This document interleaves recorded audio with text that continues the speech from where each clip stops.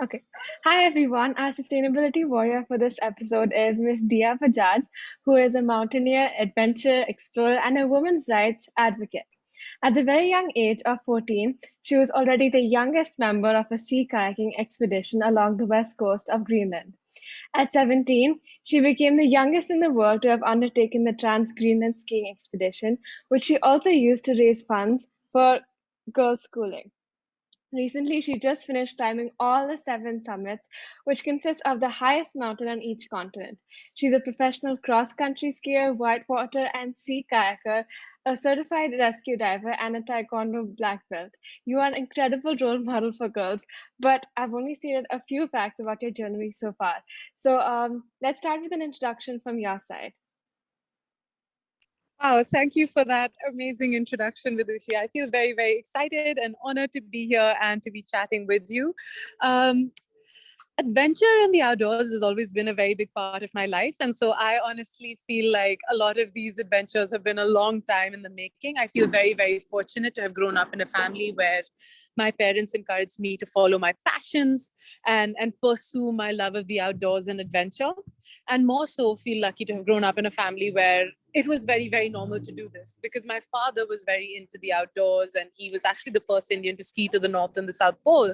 And so growing up for me, hearing about his adventures was very normal. And it was only just a matter of time before I joined him, especially because I love being outdoors and doing all of this so much. But that's me. That's really great to hear. So how is it like climbing the seventh mountain? It's like finishing off that the seven summits. And I'm sure it must have been like really challenging as well. So what kind of obstacles do you face? So each and every one of these mountains have their own obstacles. It's incredibly challenging, but it's also an amazing experience.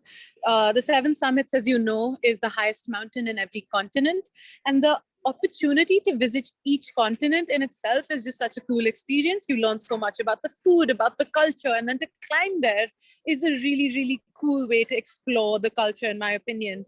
You get to meet a lot of the local people, whether it's through the guides that are with you on the mountain or through the support teams that accompany you on some of these expeditions.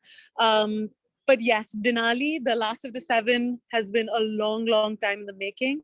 I have been training for it for a long time and was very, very excited to actually make it to the summit. It was a very special moment, more so to be there on top of the on top of the highest mountain in North America with my father. Actually I on think top that, of the world.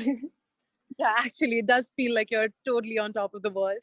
And so yeah, definitely difficult, challenging, but an incredible, incredible feeling. And feel very fortunate to have made it.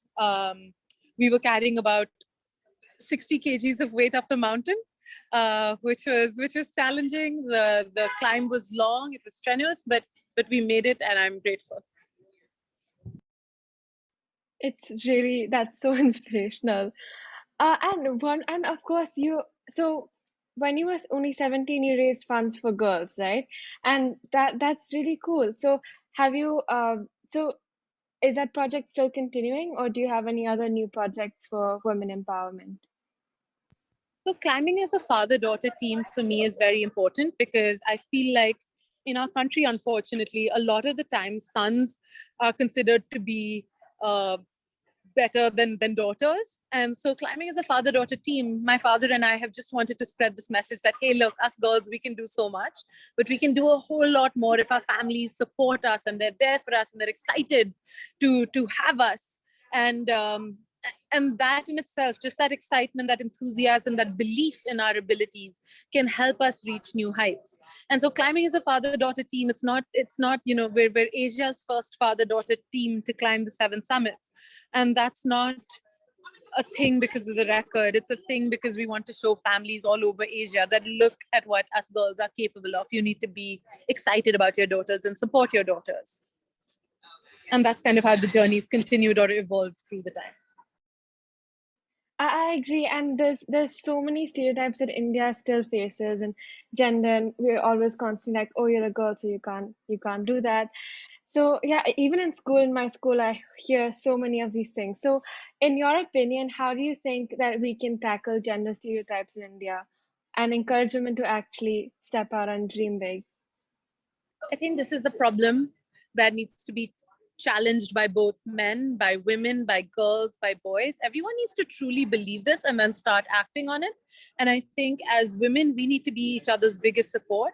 So if you have friends, girls, wherever, doubting themselves, going up to them, speaking to them, if you have daughters, sisters, wives, anyone in your life who's a woman who's doubting her ability to do something because of her gender, we need to be each other's support system. The people who believe in this need to be there for each other and kind of work hard, and we need to kind of do this as a society, because I truly feel like there's no heights that India can't reach as a country. But right now we've definitely got half of our workforce in a very different headspace. And so if we can get our women to truly believe in themselves, there's absolutely nothing that we can't achieve as a country. And I think that's a really, really important thing. I agree. Wait. Okay. I can't hear you. We might need to pause super quick. Okay, 1 second. Okay. So my last question is that you've spent a lot of time outdoors with nature. So why is environmental conservation important, especially in India? And how do you think students can play a role in that? We definitely have this big, beautiful planet that we live in, but sometimes when we're in the cities, we forget that there's a planet out there which is getting affected by climate change. And actually being outside and going out on these adventures has taught me that, this is something that is a very, very big reality. So as a country, we need to join hands and we need to make a change in our own small little way. We need to make that effort, whether it is being a little bit more conscious about turning the lights off when we leave a room, trying and cycling or walking to places where we usually take a car, or just not unnecessarily wasting food or throwing away things that are able to be recycled. We need to slowly make a small change and not think that we're too little or we're too tiny or our actions won't impact anything.